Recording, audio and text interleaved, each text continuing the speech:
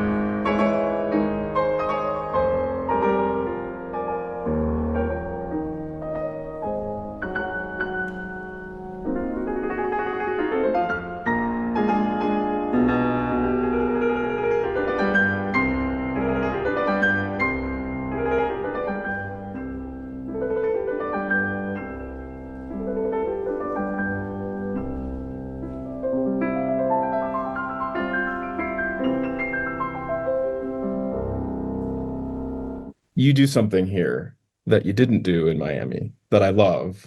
Is it a timing thing or? It's an articulation and a color thing. Listen right here.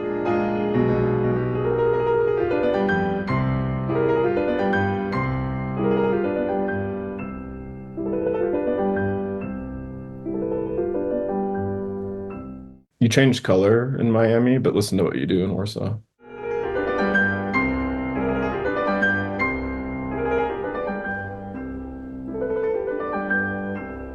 I know it's subtle, but just the lifting the pedal a Yeah. little bit, it's like it creates this effervescent moment when you change to major there. I don't know, there's like little details like this in the Warsaw performance, because otherwise they're very similar, that are like hmm you're just refining and In Miami, I hear the intention.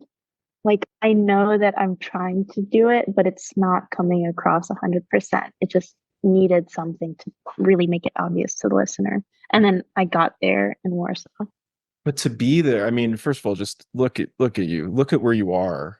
What was it like seeing all these people to your right staring at you? How did you stay focused? Because most of it sounded so beautiful in the hall. But also that's kind of intimidating, right? Yeah, that's sometimes the most intimidating is when you step into a nice hall and a nice piano and everything sounds nice, and then you just know, like, man, if something goes wrong, it's like I'm gonna ruin this gorgeous atmosphere. In Warsaw, it was so surreal. I just tried my best to keep my head in the music and in the performance and to not let my thoughts stray or wander to irrelevant places. Um, Even before I stepped on stage, for example, with This Third Blood, all I had in my mind is just like kept repeating that opening phrase, like, okay, how do I want this to sound? And what's the timing and the flow and the shape? Just meditating on the piece before I stepped on stage and letting that take control as much as possible. Was there a part of you telling yourself, don't think about how big of a deal this is? You know, was there some part of yourself just start trying not to remind yourself that you're in Warsaw at the Chopin competition, you're advancing, you're in the second And round? the whole time, my whole experience of Warsaw was defined by trying to be delusional and convince myself and gaslight myself into thinking that it wasn't a big deal. And I tried my best when possible to stay away from the hall, stay away from the crowds and the media and all the anything that would remind me of the fact that we were in this highly publicized and televised event. Mhm. And that was the name of the game for me.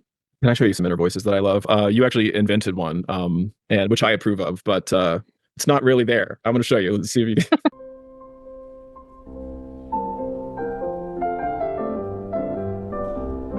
Here we go.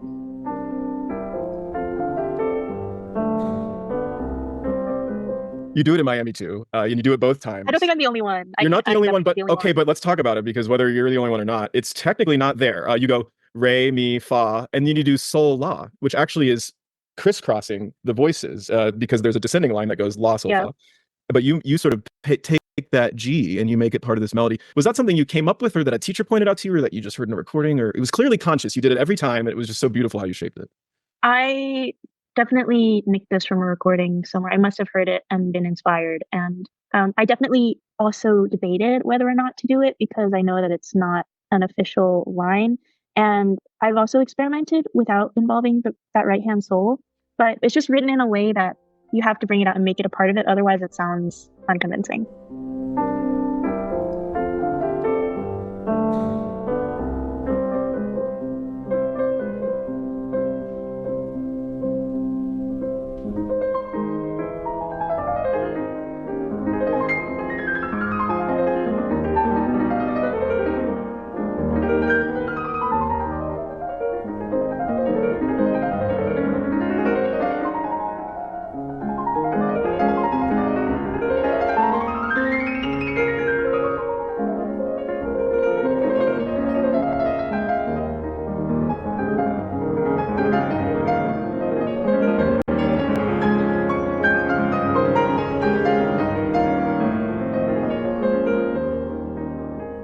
I just have to say, your left hand control really makes your performance of this piece. It's just the whole time you're listening to your left hand, and it just carries the flow. Did you have teachers who pointed that out to you, or do you remember the left hand being important when you learned the piece? Yes, the left hand was very important. And actually, even in the beginning, that left hand voicing that you pointed out, Mhm. I remember for so many years, like I knew that was something that I needed to bring out, but the left hand is always neglected. You have to give it 150% attention for it to really speak and come across to the audience. And I don't think I really figured that out until Warsaw. So left hand was definitely at the forefront of my mind.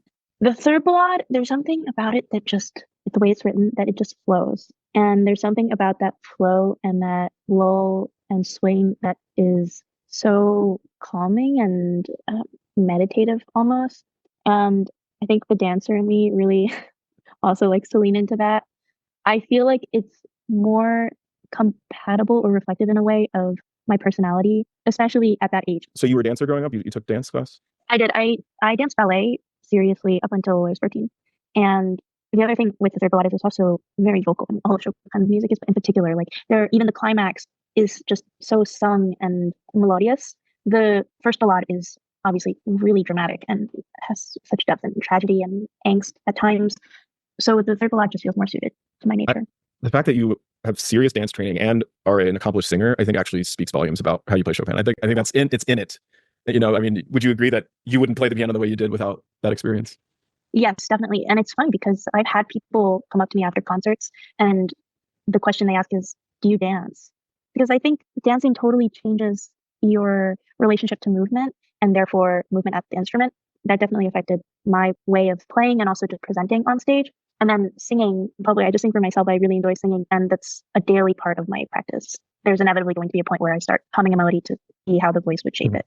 Could you talk a Yeah. little bit about what Miami meant for you, just in your development and in your career, and just allowing this to be possible, and how meaningful that was to be able to have the chance in Miami to share your gifts and also to win first prize there? I mean, that must have been a big moment in your young, still young, development as a pianist.